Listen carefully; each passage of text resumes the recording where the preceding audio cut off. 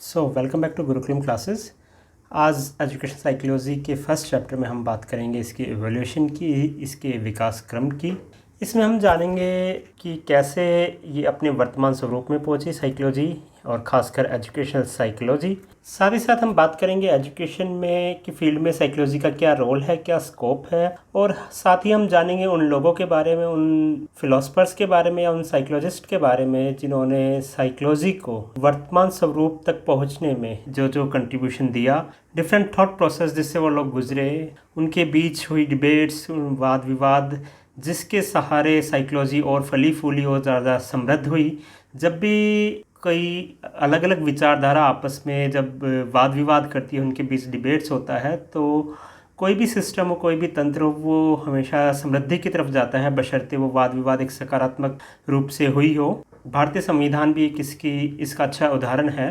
तो आगे बढ़ने से पहले सबसे पहले हम देखते हैं साइकोलॉजी की एटमोलॉजी। एटमोलॉजी क्या है, यानी ये शब्द किस से मिलकर बना है, कौन सी भाषा का शब्द है। यदि आप साइकोलॉजी को अप्लाई करोगे क्लासरूम में तो इसका कहीं योगदान नहीं है एटमोलॉजी का, लेकिन एग्जाम पॉइंट ऑफ व्यू से जरूरी हो जाता है ये जाने कि ये शब्द किस भाषा से लिया गया है, किन दो तीन शब्दों से मिलकर ये बना है। खासकर उन शब्दों के बारे में जो दूसरी भाषा से जुड़े हुए हैं या दूसरी भाषा से निकल कर आए हैं। तो अगर बात साइकोलॉजी की एटमोलॉजी की जाए तो ये दो शब्द साइके जमा लोगोस से बना हुआ है। साइके का जहाँ अर्थ है सोल यानी आत्मा, और लोगोस या लॉजी का अर्थ है अध्ययन करना, किसी चीज़ की स्टडी करना। तो इसका अगर शाब्दिक अर्थ समझा जाए तो ये है आत्मा का अध्ययन करना या मन का अध्ययन करना, मन की स्टडी करना। लेकिन वर्तमान परिप्रेक्ष्य में अगर बात की जाए तो यह शाब्दिक अर्थ प्रासंगिक नहीं है। वर्तमान में जो साइकोलॉजी है वो एक ऐसे विषय के रूप में उभरा जिसका एक समृद्ध इतिहास है और एक डिफरेंट टाइप की विचारधारा से प्रेरित है, और उन्हीं विचारधाराओं के थ्रू, उन्हीं थॉट प्रोसेस के through different type of schools develop हुए हैं। उन्हीं different type of school of psychology के थ्रू इसने एक यात्रा तय की है। So in order to gain full understanding of psychology, and in specific word we can say educational psychology, we need to spend some time exploring its history and its origin. So let's start with the origin of the psychology. Its earlier history, यानी इसका जो प्राचीन इतिहास है वो उसको trace किया जा सकता है प्राचीन ग्रीक में। और ग्रीक में भी स्पेसिफिक मैं बात करूं तो प्लेटो और उसके शिष्य अरस्तु, इन दोनों के विचारों में ही हम एजुकेशनल साइकोलॉजी की शुरुआत मान सकते हैं। इन दोनों दार्शनिकों ने कई विचार दिए, जैसे शिक्षक की भूमिका, शिक्षक शिक्षार्थी के मध्य अंतर संबंध, व्यक्तिगत विभिन्नताएं जो होती हैं, इंडिविजुअल डिफरेंसेस होते हैं, उनके बारे में बात की। तो जो भी इनके उस टाइम के विचार थे उनमें एक रिफ्लेक्शन दिखाई देता है एजुकेशन साइकोलॉजी की तरफ।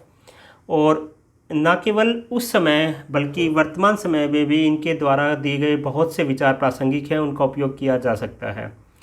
तो यूं ही सफ़र बढ़ता रहा एजुकेशनल साइकोलॉजी का। लेकिन यहाँ तक जो साइकोलॉजी आई 1800 ईस्वी तक की अगर हम बात करें, और यदि उससे थोड़ा सा भी पहले बात करें 1600-1700 तक, तो वहाँ तक एजुकेशनल साइकोलॉजी को मन का विज्ञान या स्टडी ऑफ द माइंड या स्टडी ऑफ द सोल के रूप में ही देखा जाता रहा। लेकिन फिर आते हैं डेकार्ट, डेकार्ट, जो एक फ्रेंच फिलोसफर थे। उनका कार्यकाल रहा करीब 1596 से 1650। उन्होंने आइडिया ऑफ ड्वेलिज्म दिया, द्वैत्व की भावना, द्वैतवाद का विचार, जिसमें उन्होंने बॉडी को माइंड से अलग बताया, यानी आत्मा और शरीर के बीच से अंतर बताया। और आत्मा और शरीर या मन और शरीर आपस में अंतर्क्रिया करते हैं, जिससे जो ह्यूमन एक्सपीरियंस है वो फॉर्म होते हैं। तो यहाँ आकर जब एक ड्यूअलिज्म बना, इनके बीच में डिफरेंस क्रिएट हुआ, तो उसकी वजह से जो साइकोलॉजी है उसका ध्यान अब माइंड से हटकर, क्योंकि बॉडी और माइंड दोनों अलग चीज़ बताई इन्होंने, तो माइंड से हटकर जो एक्सपीरियंस इन दोनों के इंटरेक्शन से मिलते हैं उसकी तरफ झुकाव होने लगा। ये इनेट आइडिया, यानी मनुष्य जो जन्मजात विचार लेके पैदा होता है, उसके पक्षधर थे। और यही कुछ विचार अरस्तु और प्लेटो के भी रहे।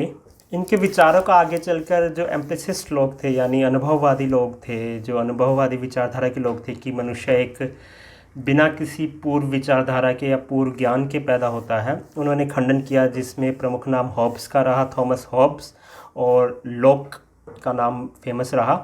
और डिकार्ट का एक और नाम आता है संदेहवाद, कि हर चीज़ को संदेह की नज़र से देखना, चाहे वो कोई भी ज्ञान हो, कोई भी विचार हो। हालांकि साइकोलॉजी की फील्ड में, मतलब एजुकेशन साइकोलॉजी की फील्ड में एग्ज़ाम पॉइंट ऑफ व्यू से ज़्यादा इम्पोर्टेंट नहीं है। आगे बढ़ते हुए फिर जॉन लॉक साहब आते हैं। जॉन लॉक जिनका कार्यकाल 1632 के आसपास शुरू हुआ और 1704 के आसपास उनकी मृत्यु हुई थी। जॉन लॉक ने यह परिकल्पना दी कि मनुष्य अपने बाहरी वातावरण से सीखता है, अपने सराउंडिंग से सीखता है, ना कि अपने पूर्व ज्ञान से या पूर्व विचारों से जो उसके मस्तिष्क में उसके जन्म के साथ ही आ जाते हैं, जैसा कि डिकार्ट ने कहा और उससे पहले कुछ हद तक अरस्तु और प्लेटो ने कहा। उनका एक लेख आया था an essay concerning human understanding.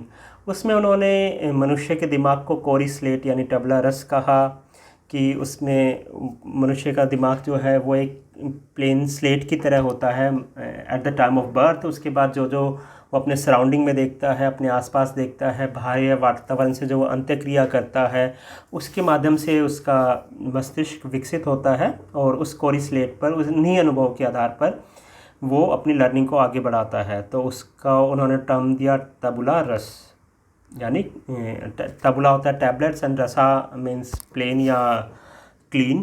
तो उनके हिसाब से मनुष्य जन्म के समय एक कोरी स्लेट होता है, जिस पे वो अनुभव के हिसाब से विभिन्न तरह की चीज़ें लिखता चला जाता है, इम्प्रिंट्स उनके पढ़ते चले जाते हैं। और इसी से एक नई डिबेट का जन्म हुआ, नेचर वर्सेस नर्चर, या कह सकते हैं इनेटिज्म वर्सेस एम्प्रिसिज्म। हिंदी में कहे तो सहज प्रत्ययवादी और अनुभववाद। जो लॉक थे वो अनुभववादी थे, और जो डेकार्ट और प्लेटो वगैरह थे या अरस्तु की बात करें तो वो प्रत्ययवादी थे।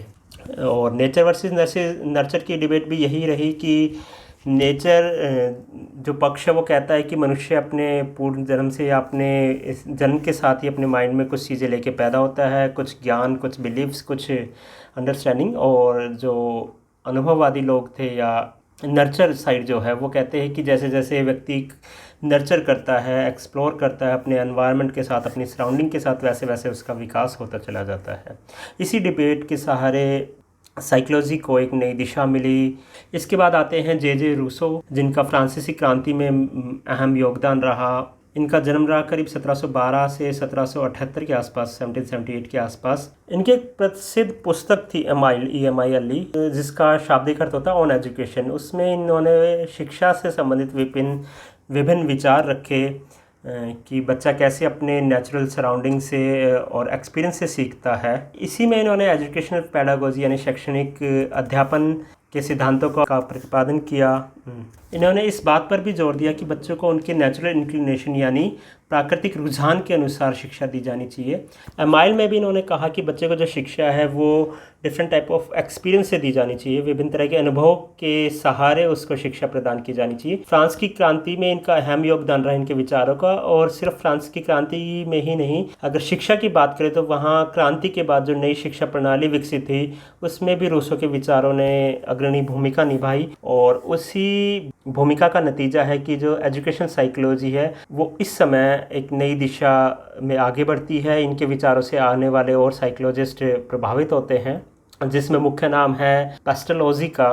इनका कार्यकाल इनके बाद ही आता है, रूसो के बाद 1746 के आसपास इनका जन्म होता है। इन्होंने 18वीं सदी के उत्तरार्ध में, मतलब 1750 के बाद जो रूसो के कार्य रूप थे, जो उन्होंने बातें कही, उसको इन्होंने अप्लाई किया था। एक तरह से इनको पहला इस समय का अप्लाइड एजुकेशनल साइकोलॉजिस्ट कहा जा सकता है। इससे पहले वाले लोगों ने उन विचारों को दिया, लेकिन इन्होंने उन विचारों को, खासकर रूसो के विचार को वास्तविक धरा पर उतारा और रियल क्लासरूम में उन्होंने उस चीज़ को अप्लाई करके देखा। उसके बाद हर्बर्ट आते हैं। हर्बर्ट साइंटिफिक पेडागोजी की बात करते हैं, मतलब जो पढ़ाने का तरीका है उसको वैज्ञानिक ढंग से उन्होंने सोचने की बात कही। इसके बाद अब तक मतलब साइकोलॉजी की फील्ड में विभिन्न तरह के विचार दिए गए, लेकिन जो साइकोलॉजी की फील्ड है उसमें जो प्रयोग किए गए वो नहीं हो पाए थे। वो शुरुआत होती है करीब 1850 से, और 1870 आते आते जर्मनी में एक जगह है लिप्जिंग, वहाँ पर एक यूनिवर्सिटी में दो लोगों ने, खासकर शुरुआत अगर देखी जाए तो विलियम वुंट ने वहाँ पे एक लैबोरेटरी की स्थापना की। और इससे मनोविज्ञान जो है वो, उसका जो स्वरूप है वो फ़िलॉसफी से पूरी तरह हट के, अब तक फ़िलॉसफी के साथ ही वो आगे बढ़ रहा था। हालांकि डिफरेंट टाइप के जो विचार थे, विभिन्न तरह के जो विचार थे, जो थॉट्स थे, वो आने शुरू हो गए थे 1600 के आसपास से। उससे धीरे धीरे एक बदलाव आया और 1850 के बाद से इसका जो प्रयोगात्मक स्वरूप है वो देखने को मिलेगा हमें। आगे चलकर इनके शिष्य टिचनर ने साइकोलॉजी के फील्ड में एक डिफरेंट स्कूल एस्टैब्लिश किया, संरचनावाद, स्ट्रक्चरलिज्म, जिसके बारे में हम अगले अध्याय में विस्तार से चर्चा करेंगे। इसके बाद नाम आता है विलियम जेम्स का। उन्होंने भी एक स्कूल एस्टैब्लिश किया इनके काउंटर में, प्रकार्यवाद या फंक्शनलिज्म या प्रैग्मेटिज्म।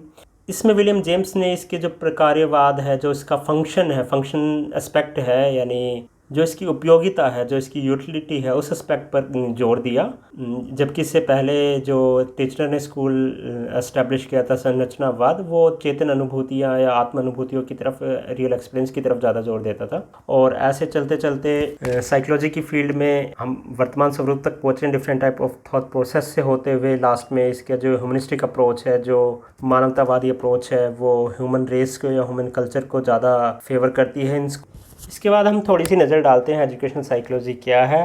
साइकोलॉजी है, उसकी एक ब्रांच है एजुकेशनल साइकोलॉजी, जिसका मेन कंसर्न जो ह्यूमन लर्निंग है उसकी साइंटिफिक स्टडी की तरफ होता है। एक तरह से जो भी ह्यूमन लर्न करता है, जो लर्निंग प्रोसेस चलती है, ऐसा नहीं है कि क्लासरूम लर्निंग की बात हो, यहाँ पर जो भी उसकी लर्निंग होती है थ्रू आउट द लाइफ, उस लर्निंग को साइंटिफिक ढंग से स्टडी करने वाली जो ब्रांच है साइकोलॉजी की, वो एजुकेशन साइकोलॉजी, अगर सरल शब्दों में हम समझे तो। जो इसका मेन पर्पज़ है, मेन गोल है, वो है अंडरस्टैंड करना या फिर इम्प्रूव करना किसको, टीचिंग लर्निंग प्रोसेस, कि कैसे टीचिंग लर्निंग प्रोसेस में और इम्प्रूवाइजेशन और सुधार आ सकते हैं। इसका मेन लक्ष्य यह है।